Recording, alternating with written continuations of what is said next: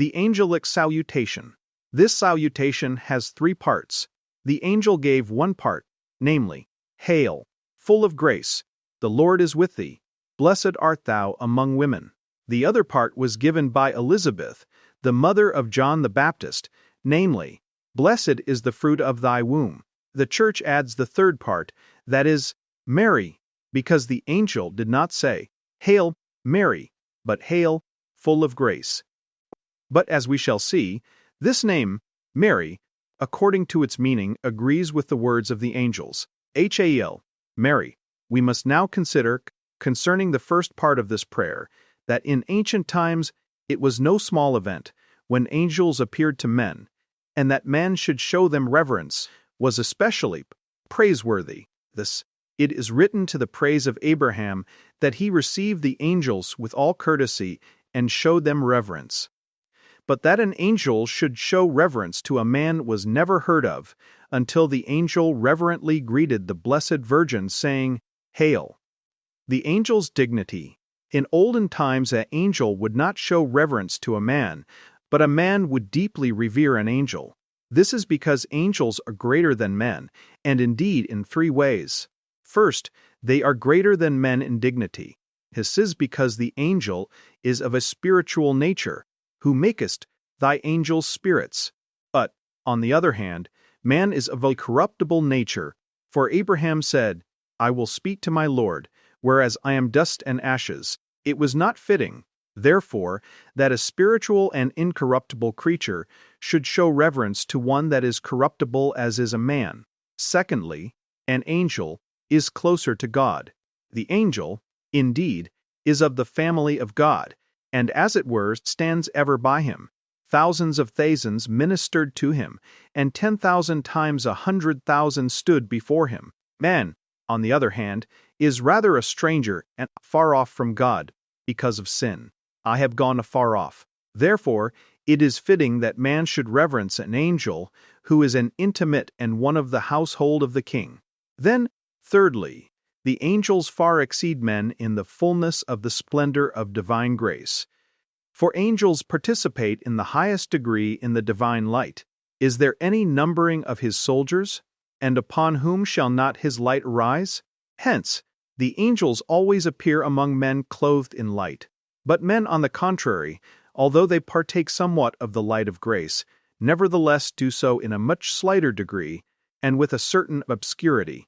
It was, therefore, not fitting that an angel should show reverence to a man until it should come to pass that one would be found in human nature who exceeded the angels in these 3 points in which we have seen that they excel over men, and this was the Blessed Virgin.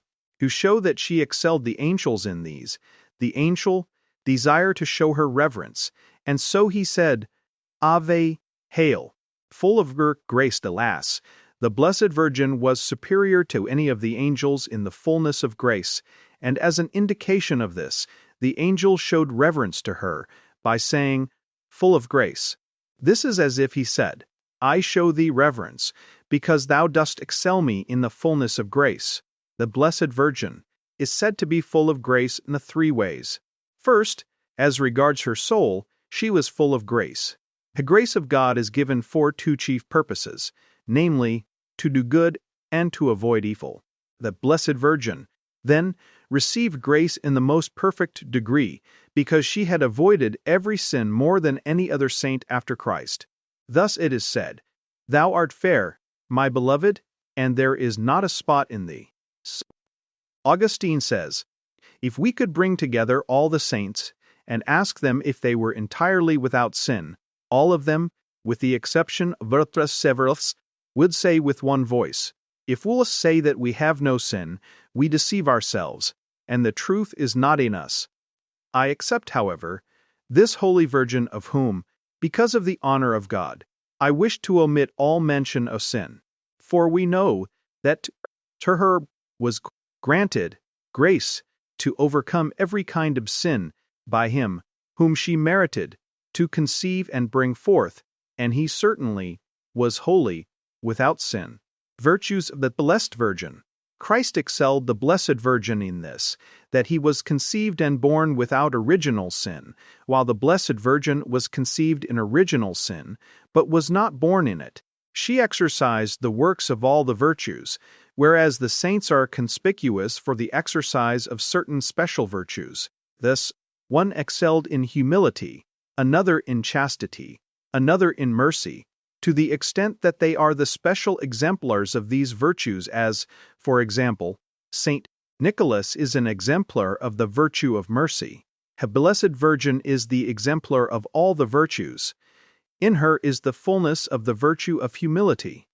Behold the handmaid of the Lord. And again, He hath regarded the humility of His handmaid. So she is also exemplar of the virtue of chastity, because I know not man.